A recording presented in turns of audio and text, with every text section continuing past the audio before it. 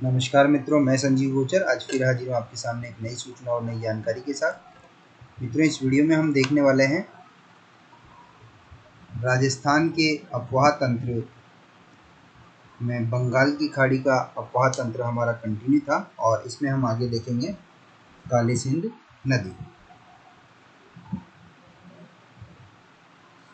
राजस्थान अध्ययन कक्षा 9 की इस बुक में हमारा ये 24वां वीडियो है और प्रथम 18 वीडियोज़ में हम राजस्थान के इतिहास से संबंधित कंटेंट अपलोड कर चुके हैं और अब हमारा चल रहा है राजस्थान का भूगोल।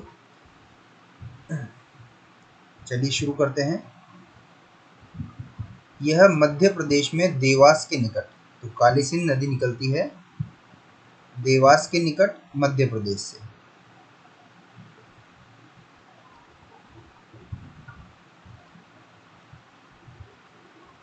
और झालावाड़ और 12 जिलों में बहती हुई ये नोनेरा गांव है जो कोटा जिले में इटावा पंचायत समिति में और पीपलदा तहसील में स्थित है।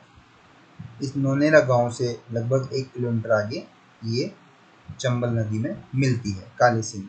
तो ये मध्य प्रदेश में देवास के निकट से निकलती है, झालावाड़ और 12 जिलों में बहती हुई नोनेरा गांव के निकट चंबल नदी में मिल जाती है। और इसकी प्रमुख सहायक नदियां हैं परवन, उजाड़, निमाज या निवाज और आहू। ठीक है, परवन, उजाड़, निवाज या निमाज, आहू। उसके बाद आती है पार्वती नदी, ये भी मध्य प्रदेश से निकलती है सीहोर क्षेत्र से, और काली सिंध निकलती थी देवास से। ठीक है,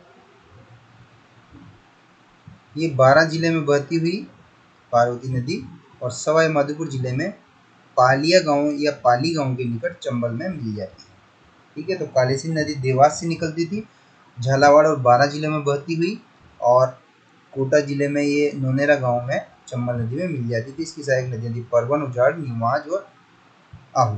पार्वती नदी ये सीहोर क्षेत्र से निकलती है मध्य प्रदेश से, 12 जिलों में बहती हुई सवाई माधोपुर में पाली गांव के निकट चंबल नदी में मिल जाती है। अगला है वापनी या ब्राह्मणी नदी, ये चित्तौड़गढ़ जिले में हरिपुर गांव के निकट भैंस रोडगढ़ के निकट से चंबल में मिलती है। तो ब्राह्मणी नदी जो है वो चित्तौड़गढ़ जिले में हरिपुर गांव के निकट से निकलती है और बेंस रोडगढ़ के निकट चंबल में मिल जाती है। बेंस रोडगढ़ का जो किला है वो इनके संगम पर ही स्थित है, ब्राह्मणी और चंबल नदी के संगम पर। अगली है मेज नदी, ये भीलवाड़ा जिले से निकलती है और बूंदी में लाखेरी के निकट चंबल में मिलती है। मेज नदी निकलती है भीलवाड़ा जिले से। अगला है बाणगंगा, बैराट की पहाड़ियों से निकलती है। यहाँ से ये पूर्व की ओर सवाई माधोपुर जिले और इसके बाद भरतपुर जिले में प्रवाहित होती है, जहाँ इसका जल फैल जाता है। ठीक है,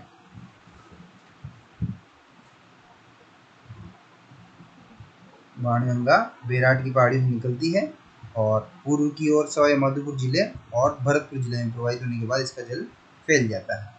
ये हो गया हमारा बंगाल की खाड़ी का अफवाह तंत्र। अब हम लेते हैं अरब सागर में गिरने वाली नदियाँ। तो राजस्थान में प्रवाहित होती हुई अरब सागर में गिरने वाली नदियाँ हैं लूनी, माही और साबरमती। लूनी पश्चिमी राजस्थान की सबसे बड़ी नदी है और इसका उद्गम जो है नागपहाड़ अजमेर से होता है। उसके बाद ये जोधपुर, पाली, बाड़मेर और जालोर, जोपाबाजा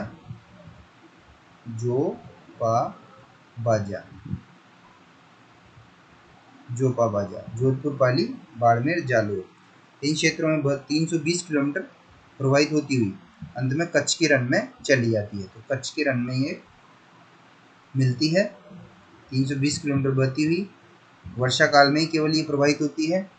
राजस्थान की एकमात्र नदी है चंबल जो पूरे वर्ष भर बहती है। तो लूनी नदी केवल वर्षा काल में प्रवाहित होती है और इसका पानी बालोतरा जो जोधपुर में स्थित है वहाँ तक मीठा है, उसके बाद इसका पानी खारा हो जाता है। ये इसकी विशेषता है। इसकी सहायक नदियाँ हैं लीलड़ी, मीठड़ी, सूखड़ी। ठीक है, प्रथम और द्वितीय, सूखड़ी भी प्रथम और द्वितीय है और तृतीय भी है, 3 नदियाँ हैं। उसी तरह से बांडी प्रथम और बांडी द्वितीय, और उसके बाद है सागी और जवाई। जवाई नदी जो है ये पश्चिम से मिलने वाली एकमात्र नदी है इसमें लूनी में, क्वेश्चन बन जाता है। माही नदी यह मध्य प्रदेश के महू की पहाड़ियों से निकलकर राजस्थान में बांसवाड़ा जिले में प्रवेश करती है।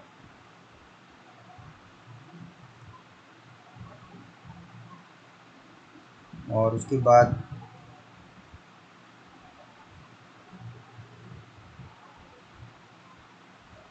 डूंगरपुर बांसवाड़ा जिले की सीमा बनाते हुए, देखिए चंबल नदी जो है कोटा बूंदी की सीमा बनाती है और माही नदी डूंगरपुर बांसवाड़ा की सीमा बनाती है। और ये जो है ये हमारा ये राजस्थान, ठीक है।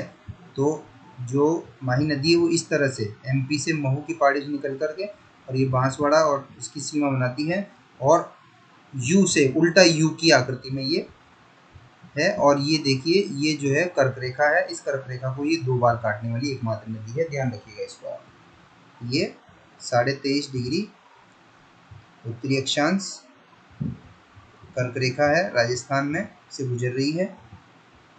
इसको ये माही नदी एकमात्र नदी है जो 2 बार काटती है, ठीक है। और ये खंबाती खाड़ी में गिरती है। लूनी नदी जो कच्छ के रण में गिरती है। बांसवाड़ा के निकट इस पर माही बजाज सागर बांध बनाया गया है। माही बजाज सागर बांध बांसवाड़ा के निकट। इसकी सहायक नदियां हैं सोम, अनास, चाप, ईरू, ईरू भी है इसने दिया हुआ नहीं है, जाखम, ईरू, सोम, जाखम, अनास, चाप। और तो सोम, माही और जाखम का संगम भी होता है जहाँ पर मेला बढ़ता है। और ये इसकी सहायक नदियां हैं सोम, जाखम, अनास, चाप और मोरेन और ईरू। अगला है साबरमती नदी, ये उदयपुर के दक्षिण पश्चिम से निकलती है, उदयपुर और सिरोही जिलों में बहती है और गुजरात में प्रवेश करके खंबाती खाड़ी में गिर जाती है। तो माही और साबरमती खंबाती खाड़ी में गिरती है, लूनी नदी जो है वो कच्छ के रण में या कच्छ की खाड़ी में। प्रारंभ में यह वाकल नदी के नाम से जानी जाती है। शुरुआत में उदयपुर के दक्षिण पश्चिम से निकलती है, उदयपुर और सिरोही जिलों में प्रवाहित होकर के गुजरात में प्रवेश करके खंबाती खाड़ी में गिरती है। आगे है अंतः प्रवाहित नदियां। अनेक छोटी छोटी नदियां हैं जो कुछ दूरी तक बहकर रेत अथवा भूमि में विलीन हो जाती है, इन नदियों को कहते हैं अंतः प्रवाहित नदियां। राजस्थान की अनेक छोटी नदियां इस प्रकार की हैं जो कुछ दूरी तक बहकर रेत अथवा भूमि में विलीन हो जाती है, इस प्रकार की नदियों को कहते हैं अंतः प्रवाहित नदियां। और प्रमुख नदियां हैं ऐसी कांतली, जहाँ पर गणेश्वर सभ्यता इसकी किनारे पाई गई, साबी और कांकनी या कांकने, ठीक है, जो जैसलमेर में है, कांकनी या कांकने। कातली नदी की बात करें या कांतली नदी की बात करें तो सीकर जिले की खंडेला पहाड़ियों से, ठीक है। बनास नदी जो है वो अरावली की खमनोर पहाड़ियों से और कातली नदी सीकर जिले की खंडेला पहाड़ियों से निकलती है। इसके बाद 100 किलोमीटर दूरी तक सीकर झुंझुनू जिलों में बहती हुई। और लूनी नदी बही थी 320 किलोमीटर, ठीक है, जोपा बाजा। तो जोधपुर, पाली, बाड़मेर, जालौर में लूनी नदी बही थी 320 किलोमीटर। बालोतरा, जोधपुर तक उसका जल मीठा था, उसके बाद खारा हो जाता है। कांतली नदी की बात करें तो सीकर जिले की खंडेला पहाड़ी से निकलती है, इसके बाद 100 किलोमीटर की दूरी तक सीकर और झुंझुनू जिलों में बहती है और फिर रेतीली भूमि में विलीन हो जाती है। उसके बाद आता है साबी नदी, ये जयपुर की सेवर पहाड़ियों से निकलती है और बानसूर या बानासूर, बहरोड़, किशनगढ़, मंडावर एवं तिजारा तहसीलों में बहती हुई, ये अलवर की तहसीलें हैं। बानासूर, बहरोड़, किशनगढ़, मंडावर, तिजारा और हरियाणा में जाकर ये विलुप्त हो जाती है साबी नदी। आगे है काकनी या काकने नदी, जैसलमेर से लगभग 27 किलोमीटर दक्षिण में कोटरी गांव से निकलकर, ठीक है, जैसलमेर से लगभग 27 किलोमीटर दक्षिण में कोटरी गांव से निकलकर कुछ किलोमीटर बहने के बाद ये विलुप्त हो जाती है, ठीक है। तो ये नदियां हो गई अंतःप्रवाहित नदियां, कातली, ठीक है, साबी, काकनी या काकनेय और घग्गर नदी, ये अंतर्प्रवाहित नदियों के नाम भी आपको याद रखने हैं। ये एक विशिष्ट नदी है और इसे प्राचीन सरस्वती नदी का अवशेष माना जाता है, ठीक है, ध्यान रखिएगा। प्राचीन सरस्वती नदियों का अवशेष कौन सी नदी मानी जाती है? घग्गर नदी, हरियाणा से निकलती है ठीक है, शिवालिक पहाड़ियों से, और हनुमानगढ़, गंगानगर, सूरतगढ़, अनूपगढ़ से होते हुए, ठीक है, हनुमानगढ़, गंगानगर, सूरतगढ़, अनूपगढ़ से होते हुए इसका जल पाकिस्तान में चले जाता है। वर्षा काल में जल इतना पानी आता है कि बाढ़ आ जाती है, और इस नदी को मृत नदी भी कहते हैं। वर्तमान में इस नदी के तल को स्थानीय भाषा में नाली कहते हैं। तो ध्यान रखें, नाली क्या है, ये है घूघर नदी का तल, जिसे स्थानीय भाषा में नाली कहा जाता है।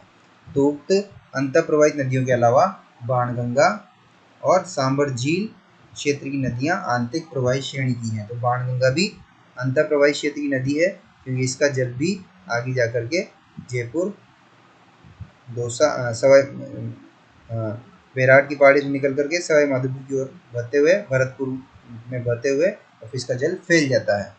और सांबर झील क्षेत्र की जो नदियां हैं, मंथा वगैरह, वो भी आंतरिक प्रवाही श्रेणी की नदियां हैं।